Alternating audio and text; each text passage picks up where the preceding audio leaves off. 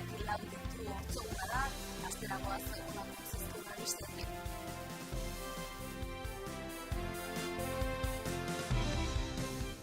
Langabeziak bera egindu Nafarroan zehatz-mehatz esanda 4.313 langabe gutxiago zenbatu dituzte. Lan baldintzen prekarietatea jarraitzen duela kritikatu dute sindikatuek.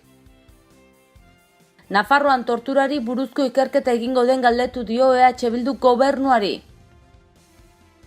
Martxoaren 8an greba feminista antolatzeko batzarra deitu dute urtarrilaren 10erako.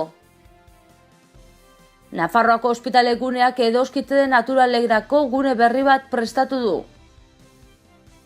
100 euskalumeri ukatutako eskubideen alde egindako motxilaren umea dokumental pedagogikoa gaur proiektatuko dute arratsaldeko 7 Zabaldin. Euskal Nobela Beltzaren astea urtarrilaren 18tik 21 eginen dute Baztanen.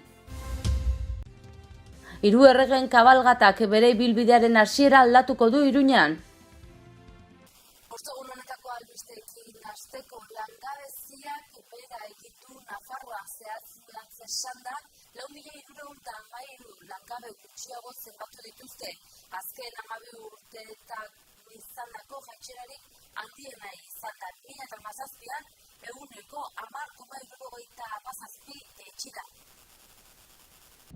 Abenduan 35.732 langabe zeuden izena eman da Nafar Lansarearen agentzietan. Langabeziaren beherakada handia izan da Nafarroan zehatz-mehatz esanda 4.313 langabe gutxiago zenbatu dituzte Nafarroan. Abenduan 511 pertsonek topatu dute lana. Beste modu batera esanda langabezia tasak 1,45 egin du behera Nafarroan urrenez urren. Eskubide sozialetako lehendakari orde Miguel Aparrak aurkeztu ditu datua prentsaurrekoan eta oso balorazio positiboa egin du. Izan ere, langabezia krisia hasi aurretik baino are gehiago jaitsi da. Eta albiste honekin lotua lan baldintzen prekarietateak jarraitzen duela kritikatu dute sindikatuek. 10 kontratutik 9 aldi baterako kontratuak direla adierazi du ELAK eta LABek bertzale lanaldi partzialen gorakadak etenik ez duela adierazi du. Naiz eta langabeziak 2017an bera egin, lan baldintzen prekarietateak jarraitzen duela kritikatu dute sindikatuek agirietan. 10 kontratutik 9 aldi baterako direla nabarmendu duelak, eta horietatik erdia baino gehiago hilabete bat baino gutxiagoko iraupena izaten dute. Prekarietateak gora egiten jarraitzen duela, eta gainera langabeen egoera gero eta okerragoa dela azpimarratu dute. Izan ere, diru laguntzaren bat 120ak bakarrik jasotzen dute sindikatu abertzaleak salatu duenez.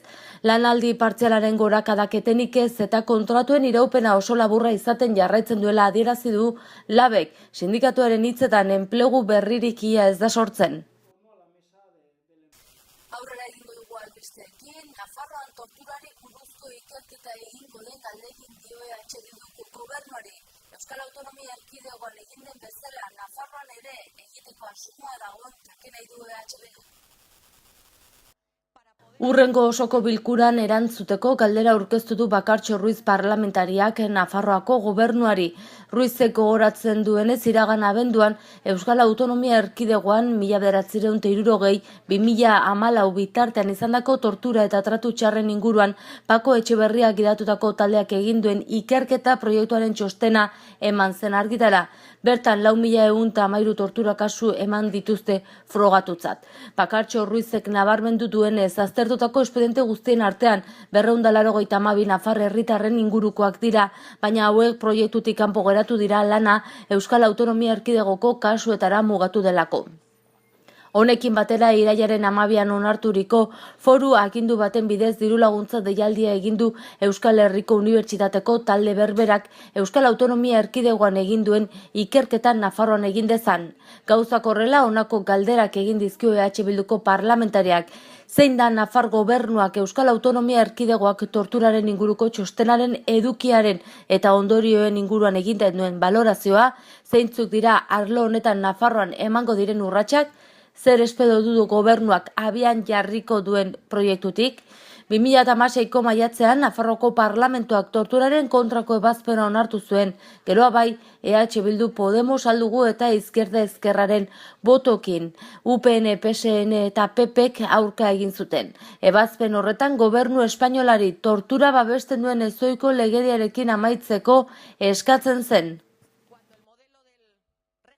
Eta aurrengo martxoaren 8an greba feminista egiteko batzarra antolatu dute aurrengo urtarrilaren 10erako.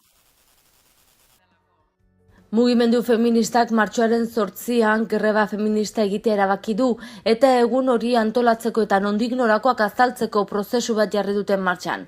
Urtarrilaren 10an Iruñeko Zabaldin aretoan batzarra eginen dute eta bertan feminista guztiak elkartzeko deia egin dute. Sistema heteropatriarkalaren indarkerian hitzak salatzeko 4 ardatzen baitan antolatuko da greba, lan greba, ikasle greba, zaintza greba eta kontsumo greba. Euskal Herriko Asanbladearen ondoren Iruñerriko mugimendu feministan antolatu egin dira grebaren inguruan lan egiten hasteko. Orain arte 2 lantalde sortu dituzte, motorea edo koordinazioa eta ekintzena. Eta osasun kontu batekin jarraituko dugu aurrera. Nafarroako ospitale guneak edoskitze naturaleko gune berri bat prestatu du. Nafarroako ospitale guneak edoskitze naturalerako eta emakumeak taldean hartatzeko gune berri bat prestatuko du ospitale barrutiko irakaskuntza pabiloiaren ondoan kokatutako lokal batean. Zerbitzu berriaren helburua da sexu eta ugalketa osasuna hartatzeko Ermitagainako arreta zentroan haurdunaldiaren erditzearen eta erditze ondokoaren inguruan egiten diren talde saioak naiz zentro honek klimaterioaren edo zoru pelbikoaren gainean ere antolatzen dituen saio espezifikoak egiteko irisgarritasuna erraztea, urtarrilaren amaiera aldera funtzionamenduan jartzea aurre ikusten da. Gaur egun Ermitagainako kasir zentroan talde saioak egiten dira haurdunaldiaren inguruko hezkuntzaren eta segimenduaren inguruan, astean 2 egunetan eta horietara 14 emakume haurdun eta jen bikotekideak hurbiltzen dira. Saio horietan jaio aurreko aholkoak ematen dira. Hots, jaiotzearen inguruko alderdi guztien gaineko hezkuntza, haurdunaldiari eta erditzeari eta amagandiko edoskitzeari buruzko informazioa. Horrez gain, astean behin hezkuntza puerperalaren eta edoskitzearen gaineko saio espezifikoak egiten dira eta horietara 12 emakume eta haien haurtxoak joaten dira. Ehunka euskal umeri ukatutako eskubideen alde egindako motxilaren umea izeneko dokumental pedagogikoa proiektatuko dute gaur arratsaldeko 7 Zabaldin. Dokumental pedagogiko honi buruz solastera etorri da Ainara Mugeta Xaga telebistara. Kurkulux eta Kultur Elkarteak ekoitzi duen motxilaren umea, ehunka euskal umeri ukatutako eskubideen aldeko aldarria dokumentala proiektatuko da gaur arratsaldeko 7 Zabaldin. Haurren eskubideen aldeko film pedagogikoa da motxilaren umea.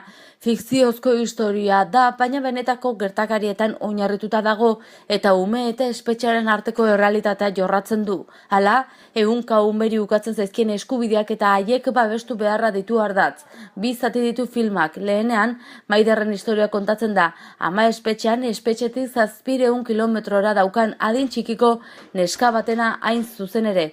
Bigarren zatian haurren eskubideen inguruan hitz egiten da. Nazio Batuen erakundearen 1948ko adierazpena oinarritzat hartuta. Filma euskaraz grabatuta dago eta gaztelania, frantsesa, ingelesa, katalana eta galizierazko azpitituluekin ere ikus daiteke. Motxilaren umea da espetxea eta errepresio egoerak espetxearen inguruan gehien bat bizi duten umei izendatzeko erabili dugun izena. Dokumental bateko izenburutik hartua da, baina egun 113 umek bizi duten egoera hori islatzeko izen borobilago bat da. Eta, esan bezala, duela hainbat urte, 4-5 urte, testuinguruak bultzatuta eta konturatuta gatazkak eragindako hainbat zauri oraindik isilean daudela, espetxea pairatzen duten umeen egoera lantzen hasi ginen. Eta lanketa horren baitan, zuk aipatu duzun dokumentala egin zen, hitzaldi asko egin dira gerora, dosier bat egin dugu, psikologoek eta profesionalek bideratutako dosier bat, lehenengo aldiz, gure umei buruz, eta bideoklipa bat eginda ere bai, eta, bueno, hor gaude, gaia gizarteratzeko hainbat baliabide jartzen ari gara. Eta Euskal Nobela Beltzaren astea urtarrilaren 15-tik 21-era eginen da Baztanen, eta hau iragartzeko iragarki beltza egin dute. Euskal Nobela Beltzaren astea urtarrilaren 15-tik 21-era eginen dute Baztanen, bestean beste Txomin Peienek, Arantxa Iturbek eta Irati Jimenezek parte hartuko dute. Hilbeltza 2018 iragartzeko iragarki beltza egin dute, Der Zerman pelikulako gora ekarriz. Ideia eta grabazioa bira produkzioak taldeko kideek egin dute. Argazkiaren ardura Aitor Plazaola izan da, eta aktoreak Itxaro Borda, Dorleta Garzia eta Jaione Irazu. Musikari dagokionez Imanola Izpuruk bateria jodu eta Amorantek trompeta. Eta albisteekin bukatzeko bihar urtarrilak 8 hiru errege kabalgatak izan dira Euskal Herriko txoko desberdinetan. Iruñan hasierako ibilbidea aldatuko dute hiru erregeek. Errege magoen kabalgatak bere ibilbidearen hasiera aldatuko du aurten Iruñan.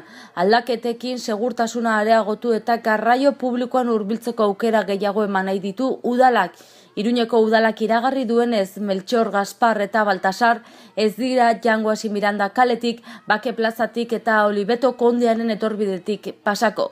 Nafarroako Foruen plazatik, Zaragoza etorbidetik, Bianako Printzeren plazara joango dira bertatik, ohiko ibilbideari eusteko. Aldaketekin publikoaren segurtasuna eta garraio publikoan hurbiltzeko aukerak areagotzeko asmoa dute. Izan ere, ibilbidea aldatzeaz gain Bianako Printzeren plazan zirkulazioa itxiko dute.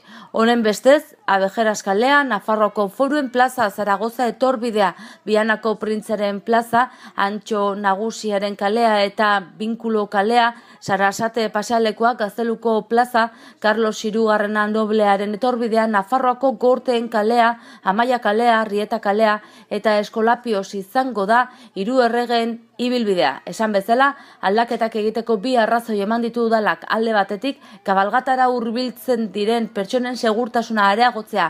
Izan ere, Bianako Printzaren plaza itxita publikoak ez du ibilgailuen zirkulazioarekin kontuz ibili beharrik izango.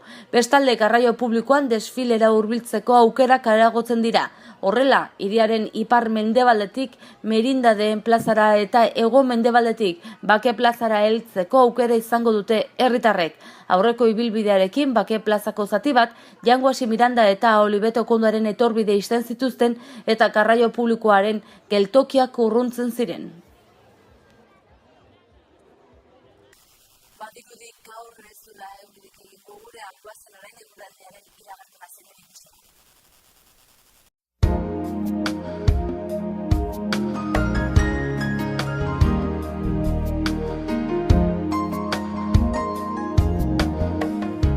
Giro eguzkitsua ia oskarbi egongo da egun osoan, mendebaldean gauean tarte lainotsu batzuk ikusiko ditugu, baina besterik ez. Gainera, hego mendebaldeko haize bizia ibiliko da eta temperatura nabarmen igoaraziko du. Kostaldean 19 gradu inguruko maksimoak espero ditugu eta gainerako tokitan 16-17 gradu ingurukoak. Dena den, egunak aintzin egin ahala haizea zakartu egingo da eta arratsaldean eta gauean enbarazu egin dezake.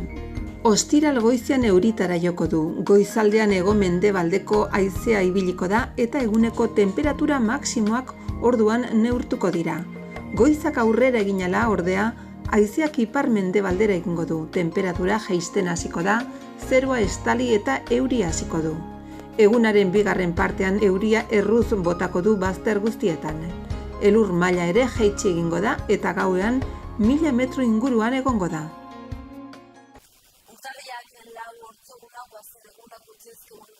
Albisteen errepasoa egitera titularrekin.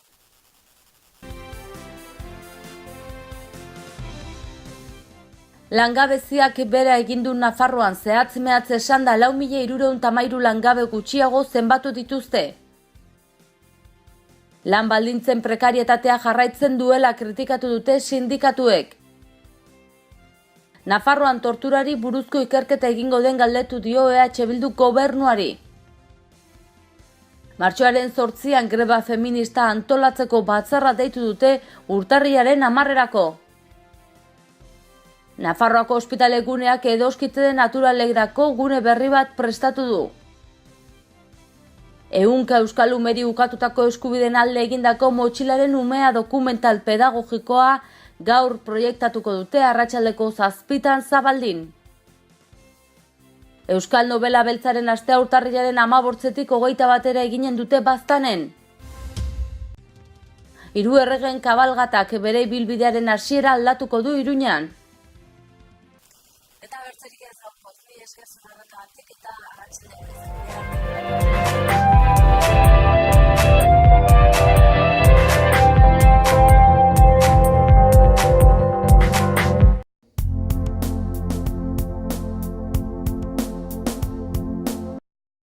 Errenta aitorpena. Hasi da aurrez aurre errenta aitorpena egiteko epea. Ekainaren 23 bitartean arretarako guneetan aurkez dezakezu ala aurrez hitzordua eskatuta Nafarroako Ogasuneko bulegoetan. Orain gainera, zeure ekarpenak zehazki nora joanen diren ikus dezakezu aurrekontua.nafarroa.eus gunean sartuta. Ekarpenez eraikitako etorkizuna. Nafarroako gobernua. Gobierno de Navarra. Gorritxon atsedenerako sistema hoberenak eta loaldi egoki batendako beharrezkoak diren produktuak aurkituko dituzu. 40 urte daramatzagu punta-puntako materialak eta marka hoberenak bezeroaren eskura jartzen. Deskansatzeko sistemetan aditua gara, sofak, koltsoiak, somierrak. Hurbildu eta eskuzabali jasoko zaitugu. Iruña, Gorritxo.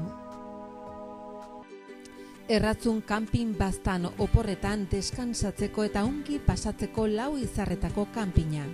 Ingurunez zoragarrian eta lasaian. Hondarribi eta Donibane Loitzuneko hondartzetatik 3 ordu laurden eskasera, Baztan kanpina. 100 metro kuadroko 150 partzel esiak eta itzalarekin, argindarra eta ura zornitutakoak. Heldu eta umentzako 2 igerileku, jolastoki, ostatu, jatetxe, supermerkatu, padel pista, squash, petaka eta ping-pong. Mediku zerbitzu 150 metrotara erratzu herrian bertan. Erratzun Baztango bihotzean Baztan kanpina.